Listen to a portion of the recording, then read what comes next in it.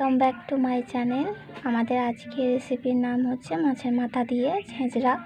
তার জন্য আমরা নিয়েছি কুমড়ো, আলু, পটল, গাজর, ঝিঙে, পুঁই শাক, বরবটি, পেঁয়াজ কুচি, রসুন কুচি।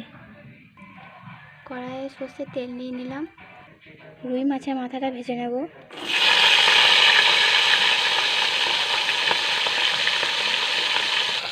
তেলের মধ্যে মাছটা ভেঙে নেব যাতে আঁচটা গন্ধটা না ওঠে। মাছটা তুলে নেব। এরপর এক একটা সব সবজি ভেজে নেব। মাছ ভাজা তেলেতেই আমরা সবজিগুলো সব ভেজে নিয়েছি। ওই তেলেতেই আমরা তেজপাতা, শুকনো লঙ্কা, গোটা জিরে ফোড়ন দিয়ে দেবো।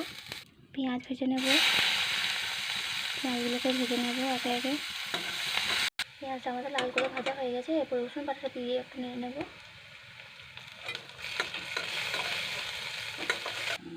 এই মশলাটার মধ্যে আদা জিরে বাটা, হলুদ গুঁড়ি, লঙ্কা গুঁড়ি আছে, এটা আমরা দিয়ে দেবো। জল দিয়ে নেড়ে নেব।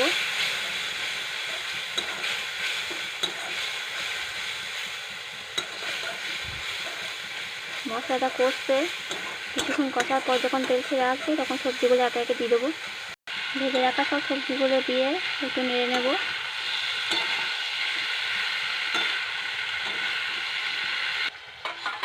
কষে নেবার পর এরপর একবার ঢাকা দিয়ে দেবো।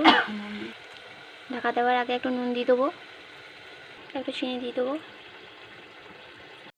এবার একটু নেড়ে নেব। নেড়ে নিয়ে ঢাকা দিয়ে দেবো।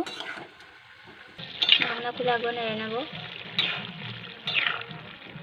মাছের মাথাটা একটু দিয়ে দেবো। একবার নেড়ে নেব।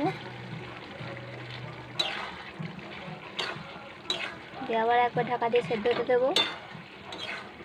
রুই মাছের মাথা দিয়ে আমাদের ছেঁচড়া রেডি।